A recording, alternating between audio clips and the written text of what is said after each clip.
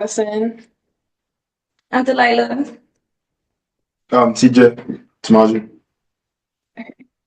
So some background of our project is while I was researching the different studies, I found the first article to be the most interesting and in finding the correlation between electricity usage and temperatures in Central Park during the different seasons. His work highlighted that the correlation between them was proportional through graphs, which all in all provided his theory about power consumption, which relates to our project.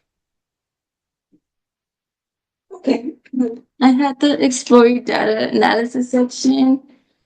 So first I imported all of my pandas, my seaborns, my map plots, and then I loaded all of my data, which was our CSV file for the power consumption.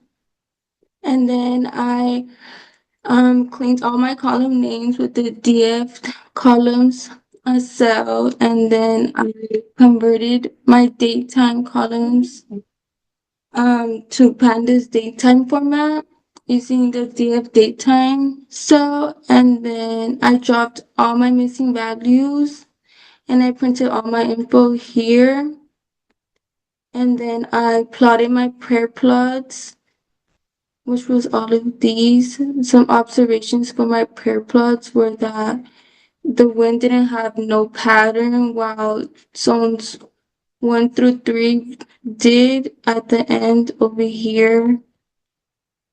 And yeah, that was it.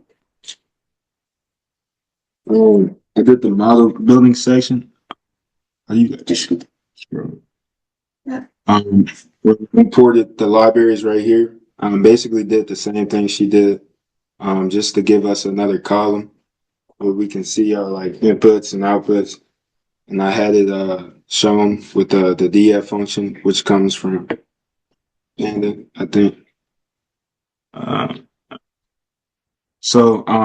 I first started building linear regression model from scratch using our libraries or without using libraries. And I use this equation from our lecture slides and started with defining my zones and making that equation. As you can see, it gives us optimal coefficients so we can compute what we're trying to compute better. That was fire. All right. Our second one is our model implementation using the libraries. As you can see, we use sklearn library to implement multiple linear regression much more efficiently than coding it from scratch like we usually did or like we did before. As you can see, this model is shorter, but it does the same thing more efficiently.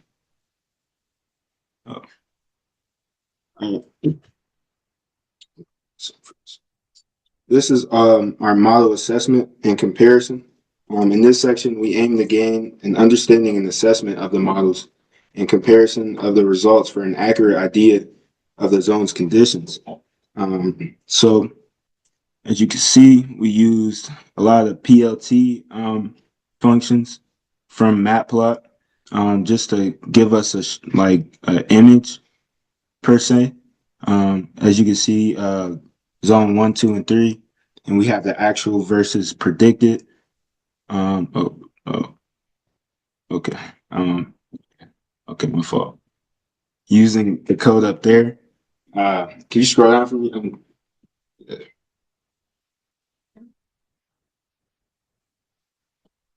So this is our prediction function.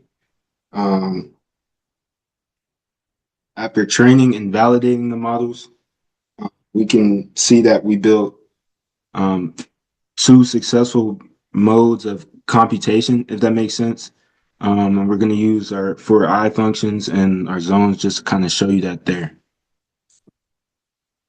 And that's pretty much it. That's our project. And that's our power consumption project. I have the summary. Okay. In summary, we successfully built two sets of models, one manually and one using libraries to forecast electricity used in different zones and based on the weather patterns. Both models were validated, compared, and tested with real input measures. Thank you. Thank you. That was fire. Yeah.